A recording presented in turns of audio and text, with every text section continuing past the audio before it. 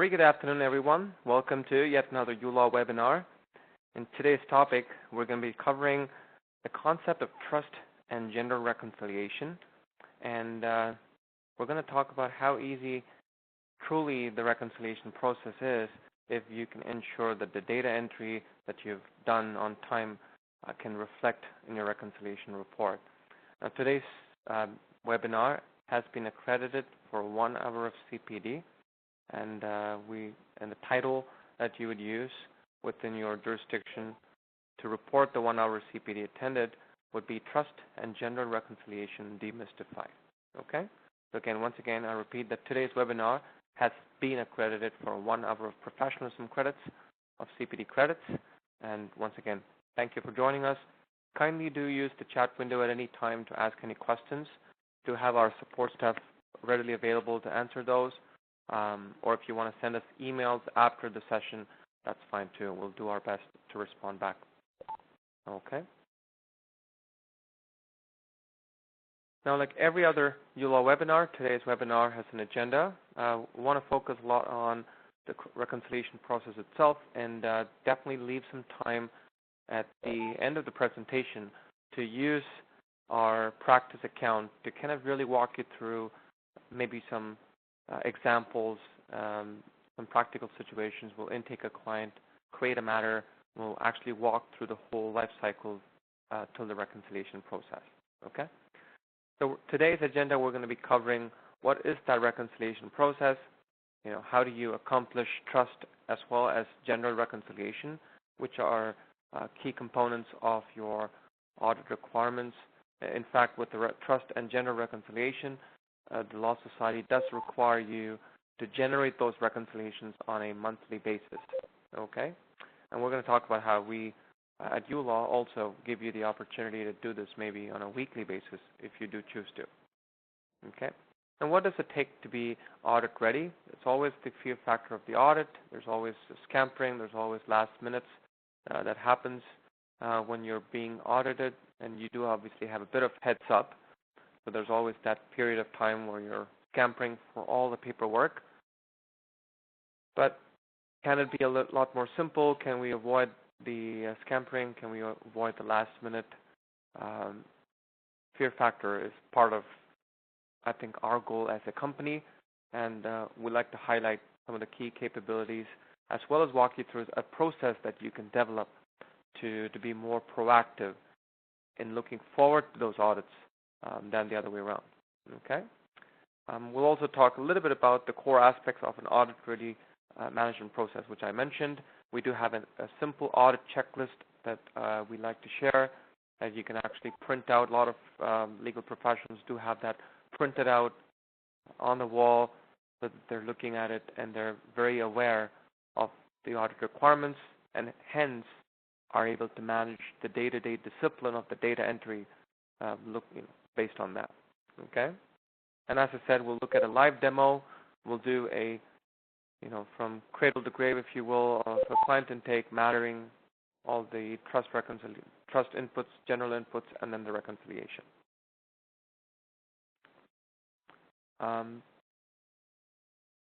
Before I can jump into the actual reconciliation process, again, for those who are new into the whole legal accounting space, I want to give you a bit of I would say, a primer in terms of what the accounting systems are, how legal accounting systems differ compared to some of the other accounting systems. And if you know from the start of, one of the first systems that was devised was obviously the very manual double entry system.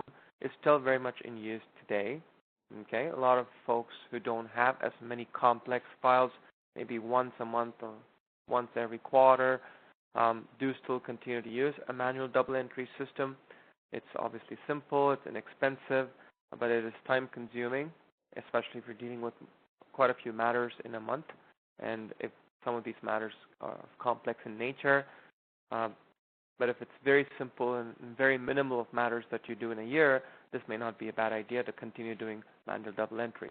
But having said that, everything comes at a cost and price. It's obviously the time that's involved in you managing your ledgers and journals, okay? Then from the evolution of that came the one-write system. It does post subledgers, Again, it did not reduce the time. It certainly did not take away any manual errors that could occur in that process. Okay? And it's so hard once you've committed an error, technically, to go back in time and correct yourself. It's obviously time consuming. It's not hard, truly, but it's very time consuming, and it needs that level of attention to be put back in that process, and that's time spent. And through that evolution came the next step, which was a spreadsheet software. It was an easier way. Instead of writing it down in a notebook, people started using an Excel sheet or a CSV file. It did take away some of the calculation manual errors by using formulas and by using software, the Excel software or a spreadsheet software to do those on your behalf.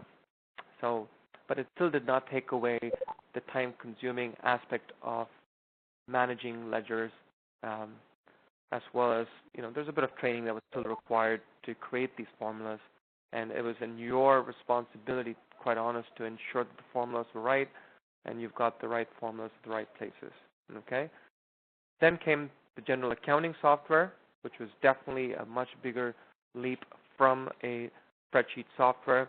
It did automatic calculations. It does ledgers. It did produce financial records. It was good for record keeping, but it certainly did not cater to the legal aspect, which was trust management, as well as specific legal accounting that was required, which was meant for legal professionals. And after that came the legal accounting software, which truly was designed to deal with trust accounting, part of the reconciliation process, as well as the general accounting. Okay, so being aware of your options and being aware of the evolution of not just the requirement, but the systems that were used to meet those requirements, I think is certainly a way for you to appreciate the effort and how you can reduce that effort in producing those reports today. Okay, so right away, okay, so for those friends who just joined us a bit late, the name of the webinar is Trust and Gender Reconciliation Demystified. This webinar has been accredited for 1 hour of professionalism credits, and once again, you can kindly maybe take a snapshot, or you should have it in our email that we sent you as well. All right, so from a reconciliation process, so let's start at the trust. So for legal professionals in the industry, you do obviously have the opportunity to use your trust account as well as your general account. Trust account is where you would receive all your retainers and money in advance of doing any work, deposit it into your trust account, and then as you show your effort through an invoice, through that document, to make sure that you're reflecting the effort that's gone in, whether that's billable time or whether that's specific disbursements that have occurred during that cycle.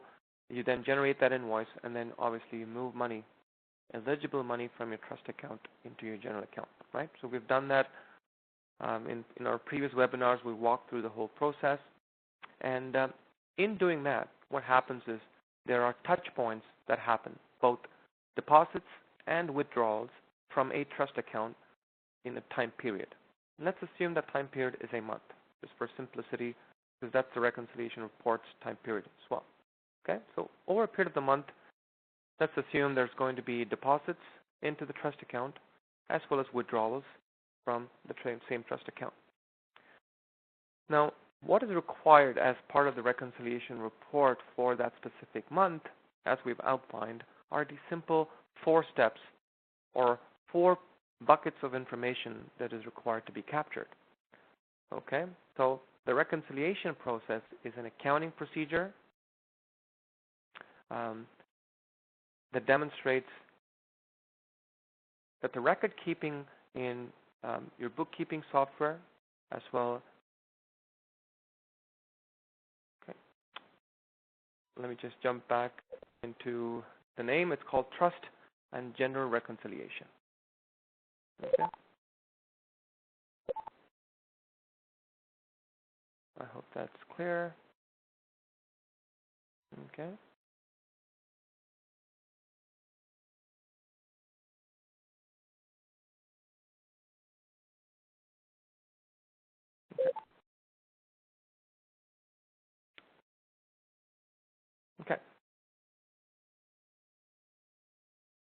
So step one really is, as part of the reconciliation report, the fact that you're trying to compare the records that have actually happened in real life that is more so available to you within your bank record, right? So this is actually a true bank account that was either with your CIBC, RBC, TD Bank, right? This trust account.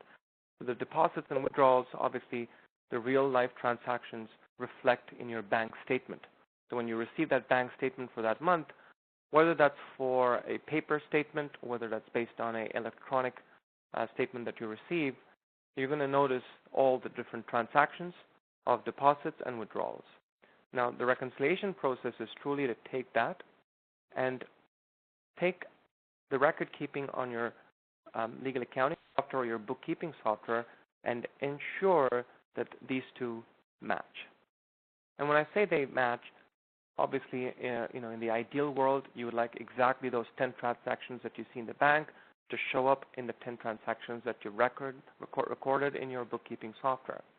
But it's obviously not an ideal world, so you are going to have situations, some months are going to be exactly the same. You have 10 transactions here and 10 transactions there, whereas in some months, that's where, life gets in the way and you have a few of these nuances to what happens.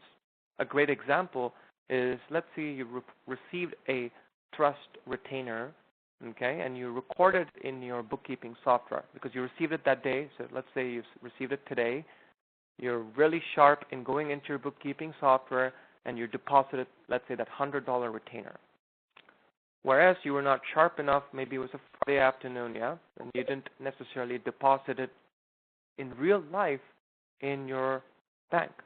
And then you had a long vacation to take, and this check is residing now in your office, and you still have not deposited it. When come month end, so let's say April 30th is when you do your reconciliation, what would happen is the bookkeeping software, let's assume uLaw in this case, would actually have an additional record of that $100 retainer that you had said on the 27th that you have received. But it does not reflect in the bank, right? So that's where you look at steps 2, steps 3, and steps 4. So step 2 is really that situation is, are there any outstanding deposits that are missing? Okay, so really you're telling that, yes, it happened that I did receive the $100, but I did not capture it during that time period. Okay, so you're really telling them what the adjustments are. What you've deposited, what you've missed. Step 3 is truly where you're recording the trust listing. So let's say you have 10 clients.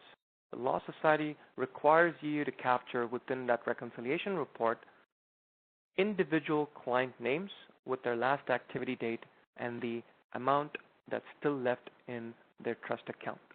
Okay, because your trust balance of $17.15 is truly a summation of all the trust balances that are outstanding still across your 10 clients, for example, right? So the Law Society obviously wants you to capture that. And step 4 is, again, a true comparison of the total reconciled trust bank balance. This is the bank, as well as the total unexpended balances as per the client's trust ledger, and this is as per your bookkeeping software. Looking at your ledger and looking at your bank, that's the whole goal of this reconciliation process. Okay, and they do have to match. In order to make the match, there could be other nuances that need to be recorded and reported. Another example would be a bank error. So let's say early in the month, for some reason, right, and this is something that you as a legal professional often would have to go back to your bank, fight the case, and ensure that there are no errors, either deposits or withdrawals for bank fees and things of that nature from your trust account. Your trust account really needs to be pristine, needs to be almost untouched. There's just deposits and withdrawals that you can relate to from mostly a matter, mostly they're related to a matter, right? Because you can't use your trust account for business expenses. You're not going to be withdrawing out of the trust account for office expenses and things of that nature. So we'll keep that very clear. If at all there's going to be deposits, it's going to be retainers, it could be maybe a trust money coming for a real estate transaction, right? But eventually that money would, at another time period, leave that trust account as well. So capturing that movement, capturing the deposits and withdrawals for a time period and ensuring that they match with your ledger is really the act of this reconciliation report. Okay? And the Law Society breaks down this report, and we've broken it down as steps, but they break it down as 4 data buckets, which is step 1, recording your bank statement and the balance as per the date. If you're doing this on the 30th of April, you really want to record what the balance is as of 30th of April in your bank. Second, step 2 is listing all of the outstanding checks. Okay, step 3 is the total trust listing, as I mentioned, of all your clients and their trust balances. And step 4 is a comparison between your bank and your bookkeeping ledger. Okay? It's 4 steps. Just remember it for you. It's simple 4 steps that that document needs to have. Now, whether you do this manually, whether you use a software to use it, it really comes down to your comfort. It comes down to how much time you have. Regardless of the steps that you take, the process that you take, the information that's required in that report remains to be the same. So really the question is, can you use software to help augment the time, amplify that effort, and ensure that you're reducing the amount of manual work that you put in, outside of all of the amazing work that you do as a legal professional as well as a business owner. Okay? And we're going to get down to that a little bit later.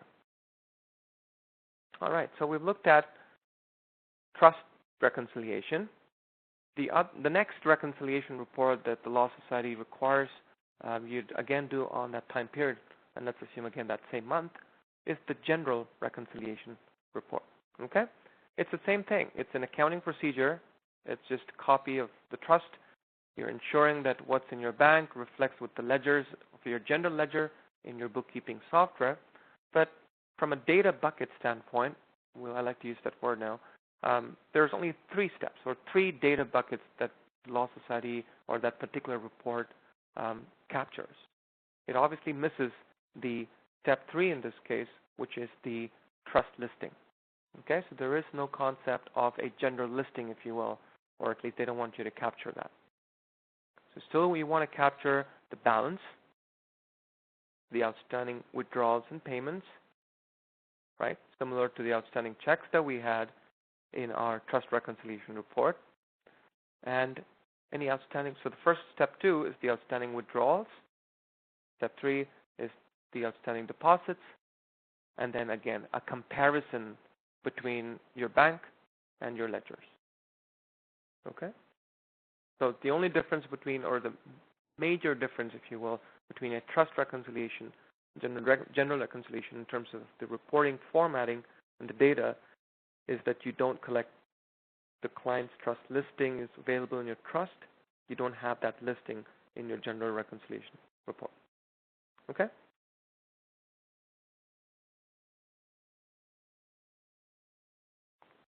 Okay. Now we looked at what goes into that reconciliation report. Now let's look at some of the core, I would say, essence of every reconciliation. Okay? First, it happens for an end date. So you're reconciling up to a certain end date. So if, let's say you're doing it for the end of the month, you would put in the 30th of April, basically closing that month, and all the records that have happened or all the transactions that have occurred till April 30th. So if you do that on a monthly basis, then when you do April 30th, you're only capturing all the records from the beginning of that month till the end of the month, because you've already done the reconciliation for the month of March in your March reconciliation report. Okay? So date is a very important aspect because the reconciliation report is done for a time period. Okay. Step 2, we looked at it, is really giving us the, telling the bookkeeping software the balance as per the bank. Okay, because that's something we don't know. You probably need to look at your bank, whether that's online banking or you download the monthly bank statement to get this number. And the third step, again, this is purely from a uLaw standpoint, but again, if you look at any legal accounting standpoint, it's pretty much the same concept where the software is well aware of all the transactions and is looking you to compare it with what's happened in your bank. Third step really is that comparison. Looking at a line item, which is a transaction. So on the 27th of June, basically that was this deposit, okay, into this general account. This is the withdrawal. You're really looking at the bookkeeping software's record, comparing it with the real life bank record, and then just saying, yes, it's available in the bank, it's available in the bank, and that's all you're doing to compare that. Okay. Now, there's two main things that we've covered so far, and I'm hoping that's resonating with you as well. One is understanding all the data aspects of a reconciliation report. There were 4 steps in the trust, 3 steps in the general. Yeah. Then we looked at how do you generate that reconciliation report. You need to have an end date because it's for a time period.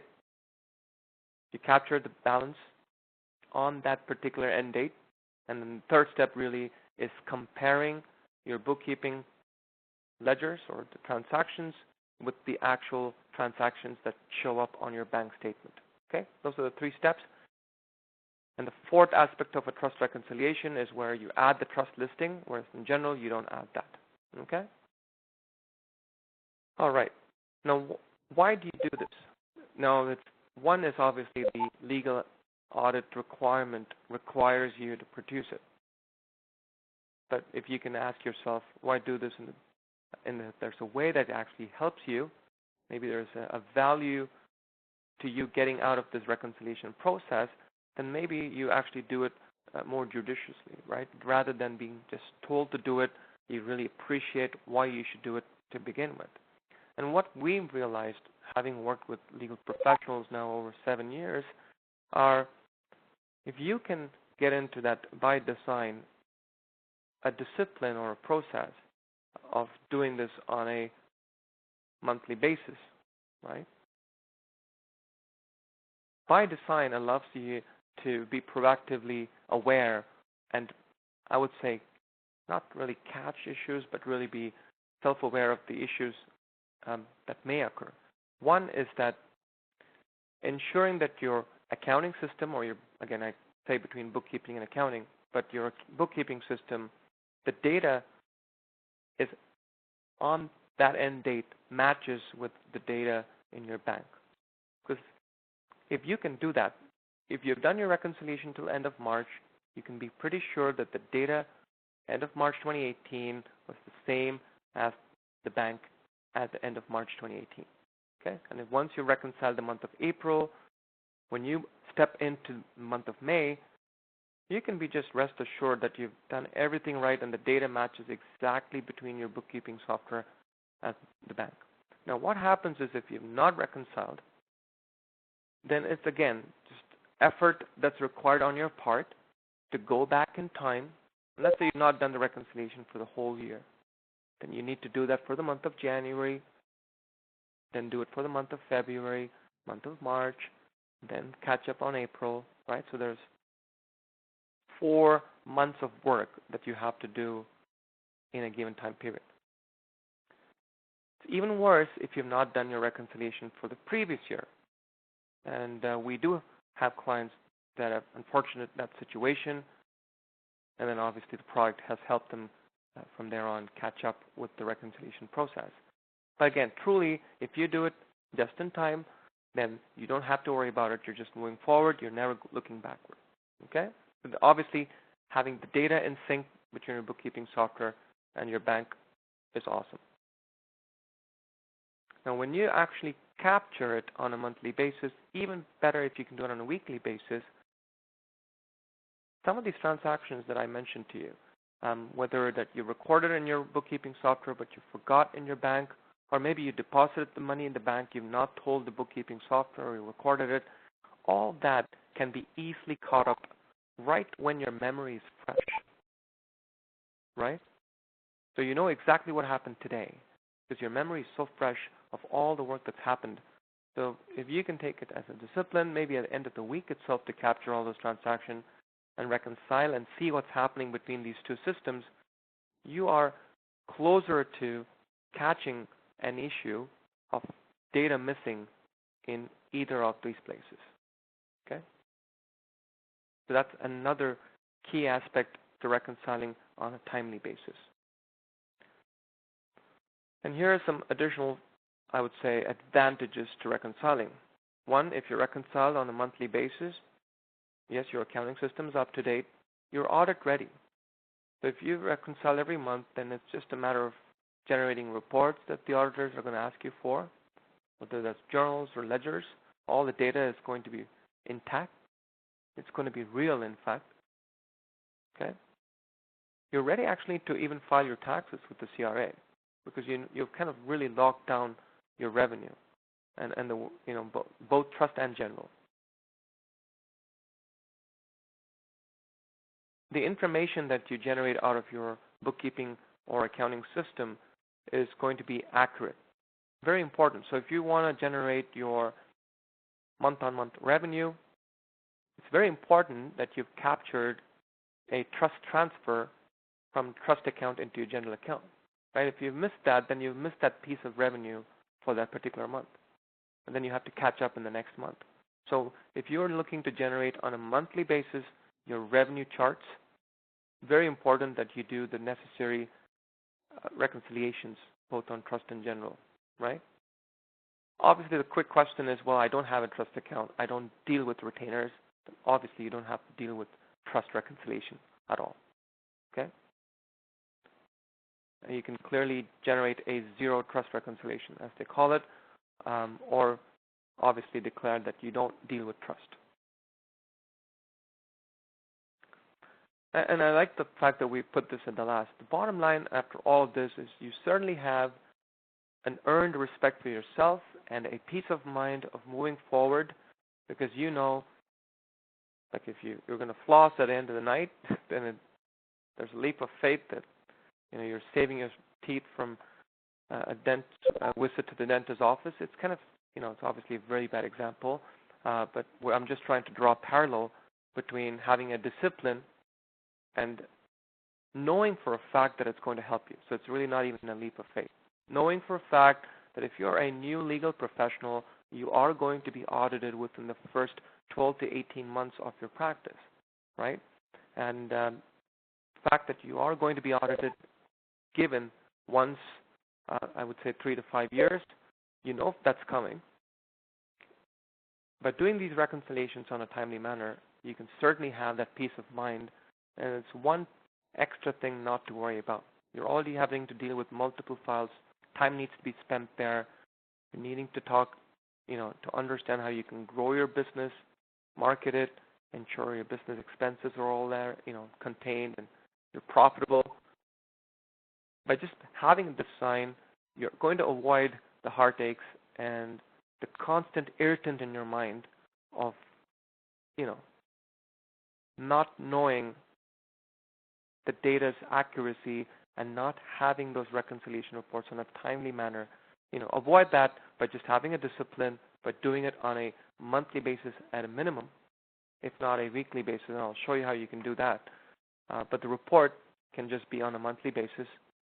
Catch it up, make sure that you're doing all the right things, and if you have missed either depositing in the bank or reporting it into your bookkeeping software, you can catch that issue, fix it, reconcile it, and move on.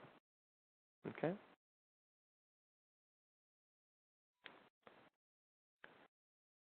And what we've done as a product, and I'm sure you're to expect very similar quality from other legal accounting products, is we've made it simple for you that if you've if you've got the data in the software, if you've got the data in the uLaw product, then generating these documents and reports are just a click of a button. And it's predominantly what our clients do during audit time, because they pretty much know that they have all the compliance, and if the data being appropriately entered at the right time, it's just a matter of generating documents that the auditors want. which takes much lesser time than having to do it on a regular manual basis. Okay? So what I'm going to do is quickly jump through the checklist. I'm going to show you how you can open the checklist right within the product too. We're going to talk about how doing it through a software. It doesn't have to be uLaw, but just considering, doing the amount of research that you have to do, and then settling down a software that is meaningful to you, to your legal practice, that gives you that, one-click button, hopefully, reporting, as well as giving you the peace of mind of reconciling on a monthly basis. Those are the types of things that the softwares can help you with, automate, so that you're spending your precious manual effort on other things that are more valuable to the business. Okay? And why even consider a legal accounting software? Again, we keep pushing this on our webinars. It's not necessarily to sell a software. Again, that's a very subliminal thing. There's other softwares we're supporting that you explore other softwares, but in today's advent of technology, purchase a software because it can save you time and money. That's our message. If there's something that you can take out of this webinar. The reason for that is it does give you an easy way to capture data. Data capture is probably the number one prerequisite for reconciliation, right? Whether you do it in the last minute or whether you do it as and when it happens, it's a discipline that you have to build over time.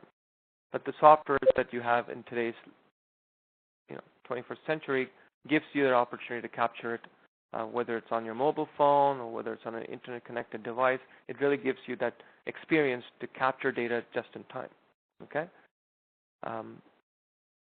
Aligning with your bank records have not been much easier than before, with the advent again of little tools of importing bank records, ensuring that you're reconciling your bank record with your actually bookkeeping software is not manual anymore. You can automate that. Many softwares give you that feature and flexibility. And last but not the least, legal accounting software, by and large, by design, are designed to keep you compliant, which is very critical, accountable, and gives you that peace of mind that you need and the ease of use to enter that data so that, again, you're focusing your attention on how you can grow your business. Okay? We want to leave you with some references. You're obviously able to view this entire presentation early Monday or Tuesday next week.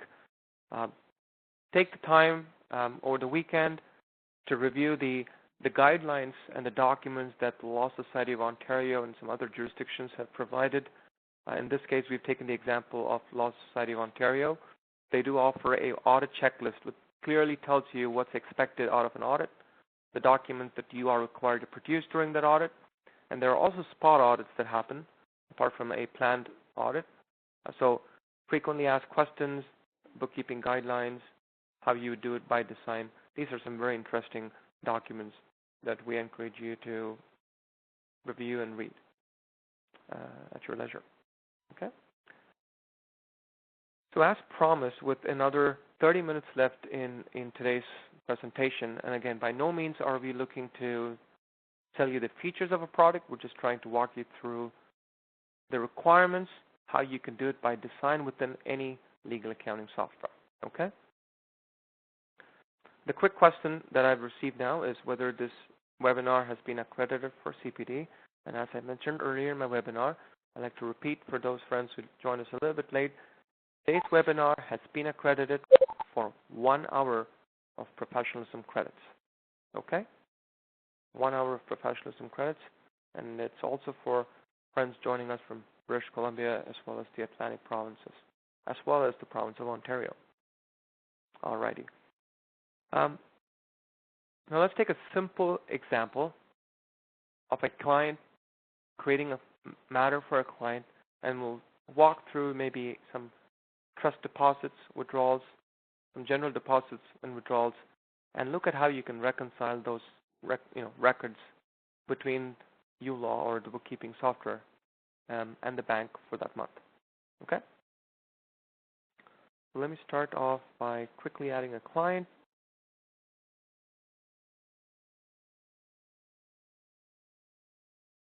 let's say Henry Recon.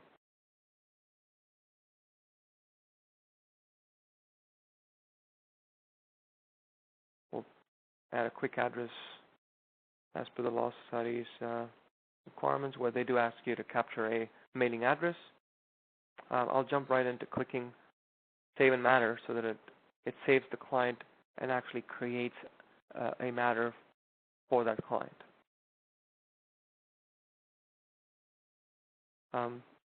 As we wait for that matter to be created, there's another question about whether this webinar will be recorded and available. It certainly will be. We do request that you give us the weekend and Monday maybe. Just around Tuesday afternoon, you should have this recording available on our YouTube channel. Because if you go to YouTube and search for uLawPractice, you are able to subscribe to it. So anytime we add a new video, you're automatically prompted. So you can subscribe and keep that as part of your subscription. And it is under our playlist of webinars. Okay? So let me go ahead and create a matter for Henry Recon. And I will call this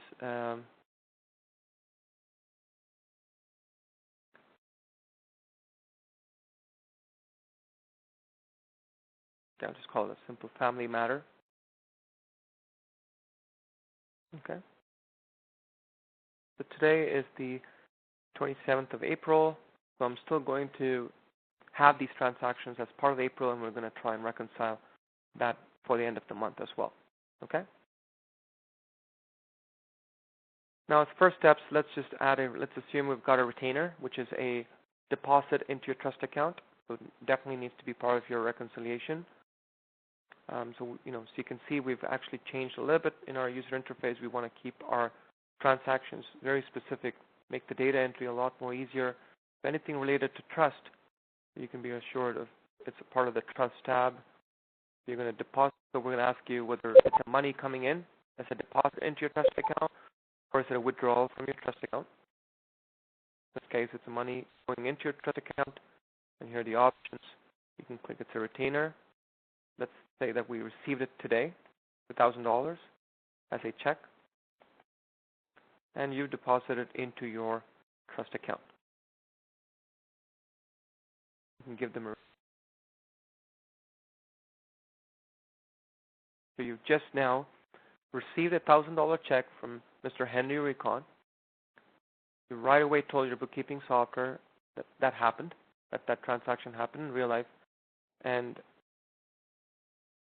you can generate that receipt. We'll skip that. So now what the bookkeeping software is hoping you would do is actually run to the bank. Either you already have done that this morning when you received it this morning at 9 a.m., but you're just reporting it to uLaw in the afternoon, or if you just received it like at this very moment, the hope is that you deposit it today, into the bank. Okay? Let's go with that assumption that you have deposited already this morning and you're reporting it into uLaw. Fantastic. So this client right now, you send a retainer letter and all of that, and we give you the opportunity to generate retainer letters. But let's just assume you've got that retainer and you get to work right away. So let's assume this morning, after he gave you that retainer, you're going to say initial client interview, just a family matter, retainer letter signed, initial retainer accepted. Okay.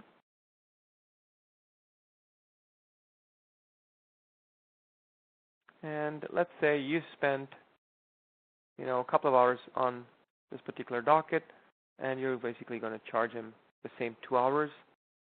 And we'll say that $250 an hour rate. It's going to be, I just put in the 1 hour. That's okay. You can always change the docket as long as you've not invoiced the client yet. So let me go back. I'll say 2 hours. So it's going to take the 250 into 2 plus the HST.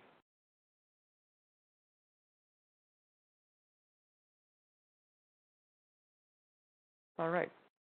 Now let's go ahead and add a disbursement. Now you can actually do a disbursement right from trust.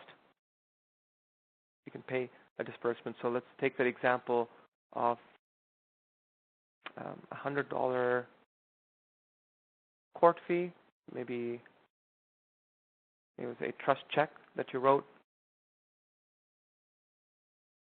So it's a court fee, and you paid it to the Ministry Attorney General. And it's coming right out of your trust account. You can even print that check. So let's go ahead and actually make a $100 disbursement for a court fee right off your trust account. A great, discipline to have, because if you're not looking to make money out of those disbursements, and if most of your disbursements are actuals, it's always a great idea to actually use your trust to pay disbursements. Now let's take some other examples of disbursements where maybe you want to pay in advance and then generate an invoice. That's a general disbursement. We'll withdraw from your account. I will say there was a fax involved, okay? And I had about 100, and that was the amount.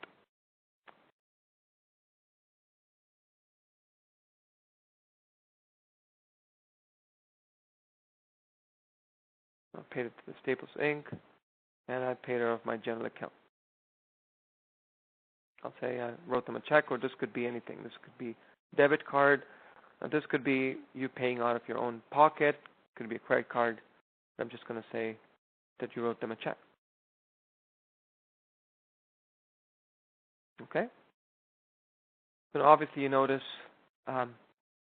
you're just transacting and reporting all of those real-life transactions. Let's just assume this actually happened in real life. You were just recording all of that, okay? And maybe another final docket.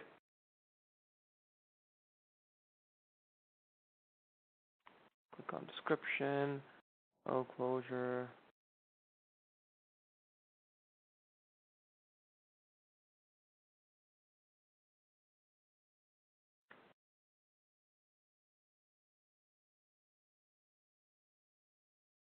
And I'll say another 1 hour.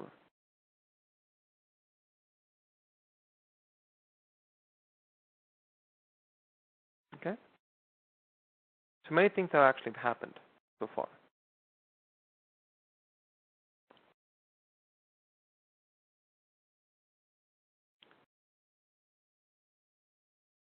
So someone's just asked me if there's a flat rate option, and I'm just showing it to you right now. So you can actually make this a flat rate. I'll just make this $150. So you can actually do billable time. Great question. So you can actually have flat rate dockets as well.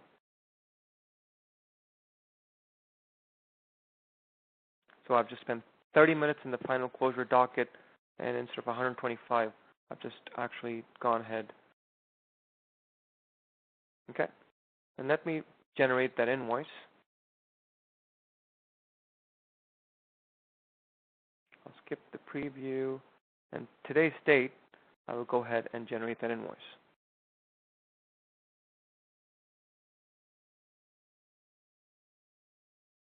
Perfect. So let's assume you've actually generated the invoice, you've given it, or you've emailed it to your client.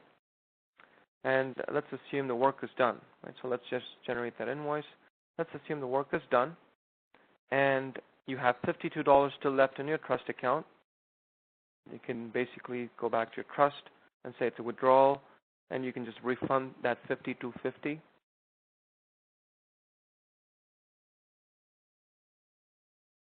Okay. Give me a check.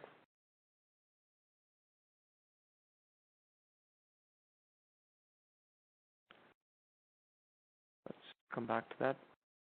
Okay. So once you've generated the invoice, as you know, we'll quickly do a pending trust transfer. So the eligible amount that you raised as part of that invoice of $847.50.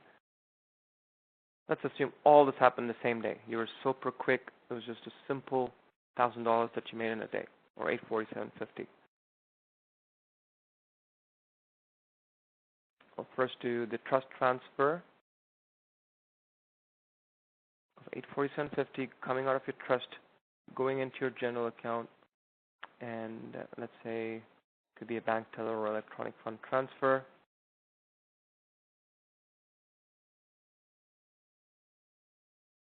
And right away you can fill the Form 9A if you like as well. Okay. Last but not the least, let's go back to the trust account and refund that retainer that we decided to. I did that really to show you that once you've done the trust transfer and done refund, we also automate the actual amount. So maybe there's a check.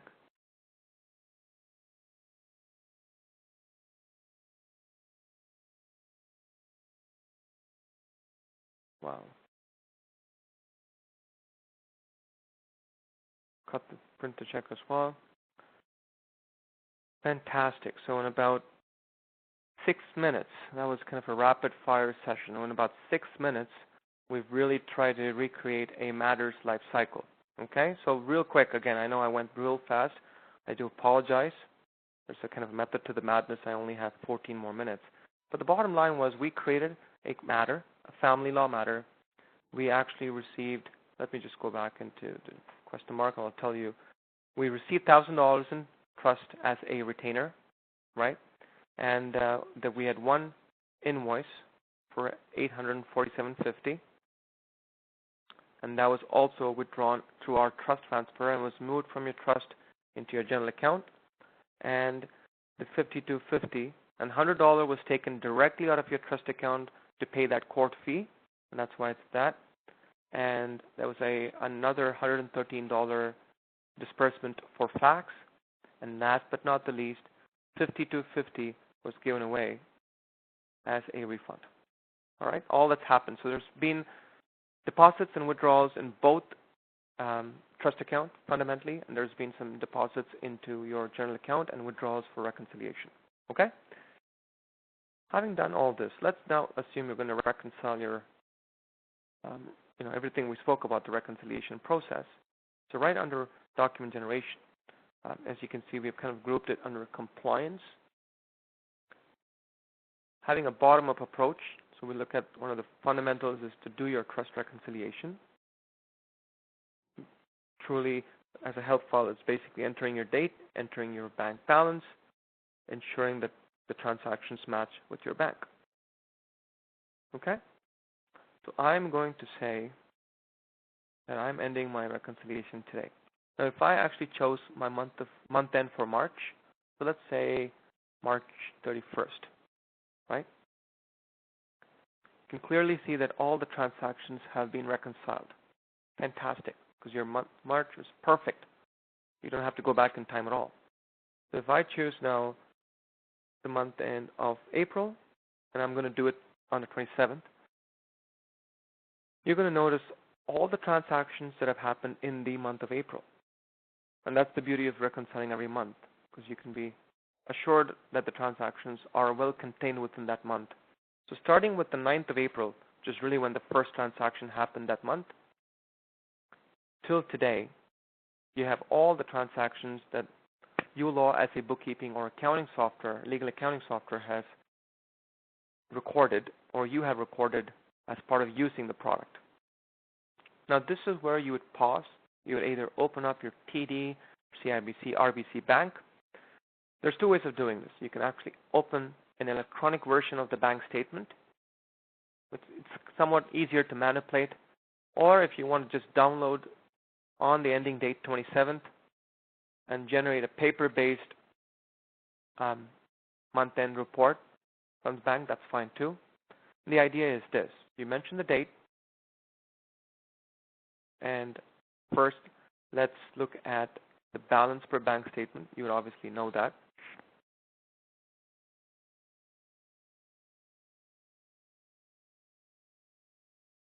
Oh, let's see, even then, I'll kind of go one step at a time. So on the 9th of April, we're just assuming we actually deposited a retainer for Mr. Henry horsepower of $500. So this is the date that you told uLaw that you got it, on the 9th. But you can always change the bank date, because maybe when you deposited on the 9th, it only reflected in the bank on the 10th. So maybe the bank has it as a record of $500 being deposited into it on the 10th. It's great if you can do that. All of that is great if it happens all within the same month. But this is just so that you're clear about when you recorded it in your bookkeeping software and whether it's different from the bank's record keeping. And let's assume this retainer was again deposited on $55. And if, let's say, both dates are same, you looked at uLaw and you looked at the bank statement, they're both the same, perfect. You can just check that off. So basically you've said, all right, I've reconciled this one transaction, and they both match my record keeping system and my bank. Likewise, let's say there's another $100 retainer for the same Mr. Henry on the 13th. And last, there was another deposit of $56. Okay? So in total, there's about $700+ for Mr. Henry horsepower. All deposits. Now you worked on that file, and on the 16th, you actually did a trust transfer of $565. Now maybe it reflected in the bank on the 17th of you taking that money. You can do that, or you can at least just leave it at 16th if that's what you like. Okay? Likewise, you would actually go through the entire list of all the transactions that have happened that month. Here's a great example of a real estate transaction where you deposited $791 as a trust deposit. You did trust transfer into your own account, so the lawyer Roger Moore made $791, and the remaining $400 was written to the opposing party or the opposite purchasing or buying lawyer, if you will. Okay, $400,000, which is the value of the condo. Okay, so coming to our friend, Mr. Henry, there's Henry Recons 5250.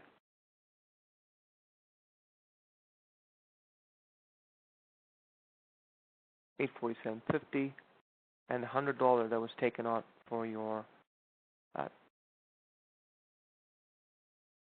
and this was the disbursement that we had. Okay, so all of this matches, and what you're going to basically tell the reconciliation report is the date as well as the amount.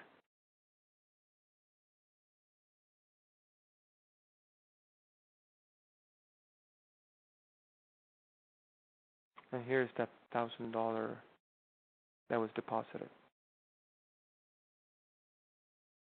Okay. Now you can see that these two match. Let's assume that this is the bank balance. But just to give you a bit of an example, it can so happen that that particular month you had a $2 interest. Okay. In which case your bank balance would have been that. So basically what's happened is that's the bank balance, and here's that $2 of a bank error. So the bank should have technically not added that $2. This is where doing it on a weekly basis is great, because if this happened, let's say the first week of April, it's great that you can capture it then and then. If it happened on the last day of when you reconcile, then you have to deal with it the next month, which is fine. But if it did happen earlier in the month, and if you've done your reconciliation, you can always go back to the bank and have them take that $2 off your trust account, which in case at the end of the month, you don't even have to deal with that bank error. Okay? So you go ahead and generate the trust reconciliation report.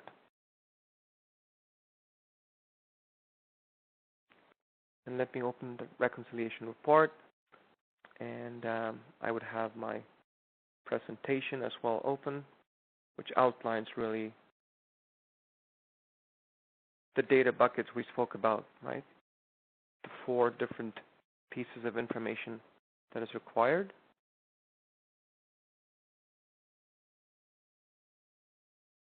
Okay, so step 1, you've got your balance per bank statement. Here's your closing balance per bank statement. The trust reconciliation report as of this date. This is the balance Okay? There were no outstanding withdrawals or no outstanding deposits till the end date.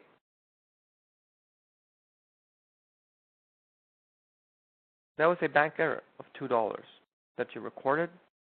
And here is the,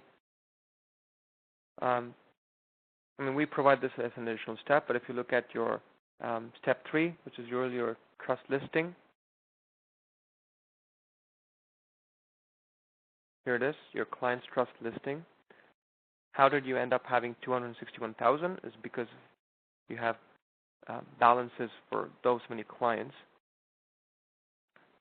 And we actually give you a color coding. We basically tell you that the ones in brown are really old. So you can see there's been a balance of $544 for Ryan almost since October 2015. So maybe a great example to just write him a check, because if the work is done, or figure out how you can actually close the file and then put the effort in and move the money if you have to. Okay? And then the last part of the report is truly the comparison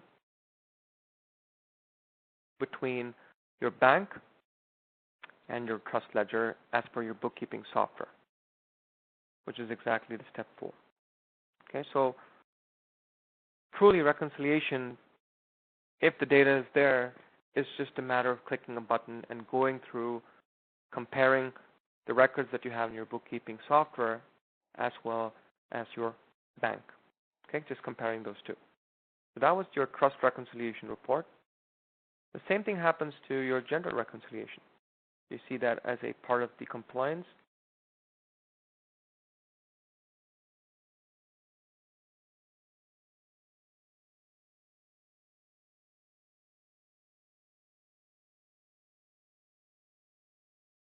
And what happens is you can choose the different accounts that you want to reconcile your general bank. What we offer you is not just your general account. You can actually reconcile your credit card. You can reconcile even your cash accounts, because sometimes you may actually have a lot of cash transactions. You can very much reconcile your owner's pocket or any subsidiary cash accounts that you've actually kept in. Those are part of the general account as well. I do have to say that this being a demo system has not been reconciled for a very long time. And that's part of the issue. But the bottom line is the general reconciliation kind of goes through the same process. Okay, so there's a date that you mentioned. There's a closing bank statement. There it is. Obviously, you've not reconciled since 2016, which is pretty bad. But here are the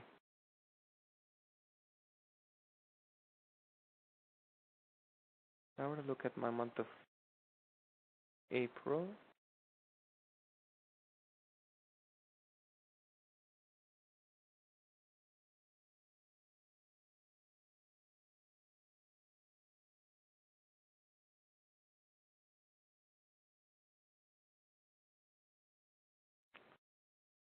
Or if you noticed, the 27th of April, these are the three transactions, the two transactions that happened. That was the trust transfer of $847.50, right? This was the trust or the general transaction. It was a deposit into your general account from your trust account. Okay, and there was also the 100. So close to about 1,100 records have not been reconciled. Now, this is the problem that you don't want to end up with. Okay, you want to make sure that you reconcile. This is truly the problem you will end up with if you have not reconciled over time period. Okay, but if you look at, let's say, another general account, there's only about 7. So you basically can just say, all right, I've done that, I've done this, and these have already been reconciled through a bank import.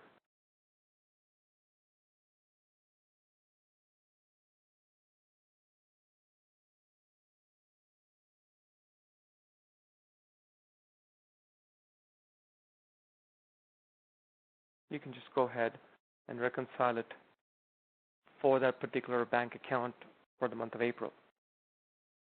And quickly showing you what that reconciliation report looks like. You've got the closing balance per bank statement. So let's go back to your general reconciliation template of what is expected, right? We looked at this. There was kind of the core 3 steps without the trust listing. You've got the closing balance per bank statement. We actually give you this in addition. We'll also tell you all the reconciled or clear transactions.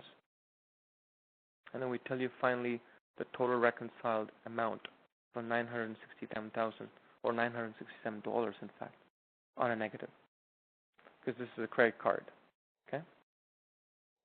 So reconciling your account, and once you've done that, generating your trust ledger, let's say for the month of April, and generating all of the Law Society's other requirement documents, including revenue documents, including expense documents, the data is locked and it's real, and the numbers are real too.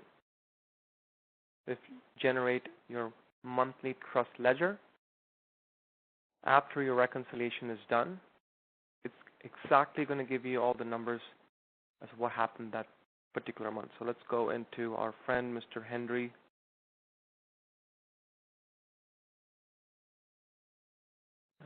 What was his last name? Recall. Okay. There you go. If you look at the trust ledger, it tells you exactly the $1,000 you received today, the $100 disbursement for a court fee that went out of the trust, the $113 of trust transfer for the fax as part of that invoice, and the $734 of legal fee that went out also part of that same invoice. And finally, there was a refund of that retainer of $52.50, giving you a 0 balance in your trust. Okay? So again, just a quick recap. Enter your data as and when it happens. So just-in-time data entry is a great discipline to have. And once you've actually entered all the data, reconciling can actually happen on a more periodic basis. Reconcile your accounts if possible on a weekly basis if you can, so that you can preview it, capture it on a weekly basis, and then generate your final trust reconciliation report on the month end. Okay?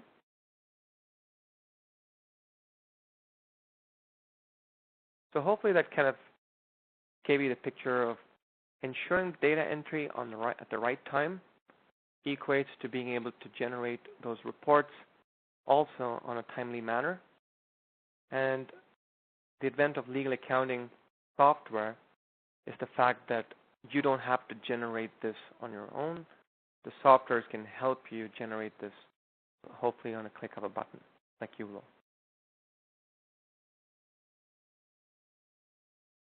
Okay? And these are the 2 reports that you actually save, and you can save this locally into uLaw. You can save this into your local computer, wherever you prefer. You can store it on the drive, store it on Dropbox. Having this record is really I would say on a monthly basis, this is one of the fundamentals. So make it maybe a discipline to generate this reconciliation report. And once you've generated the reconciliation report, just go trust, general, all the journals. And depending on your jurisdiction, you can do Form 9As and 9Cs. And that whole package of those 10 documents are really what you need on a monthly basis. Okay, once you reconcile, generate these documents, save them in a folder called April 2018, Reconciled Reports, and then, be that really cool legal professional who's compliant by design, that really surprises the auditor, pleasantly surprises the auditor, and get a pat on the back and finish your reconciliation and finish your audit in less than a couple of hours if you have to. Okay, so once again, today's agenda was to go over the trust and general reconciliation and look at how easy it can be with the use of legal accounting software, but also dive deep into the actual data components that are part of that report, so it's no more a mystery. Our hope is to demystify it and kind of show you a pathway of how you can generate these documents more seamlessly through the use of legal accounting software. Okay. The name of today's webinar, again, is Trust and Gender Reconciliation Demystified, and that was what you would have to search for in your individual jurisdiction's web portal. And today's webinar is accredited for 1 hour of CPD professionalism credits. Okay. So with that, I thank you once again for joining me today, and we look forward to seeing you in our next webinar.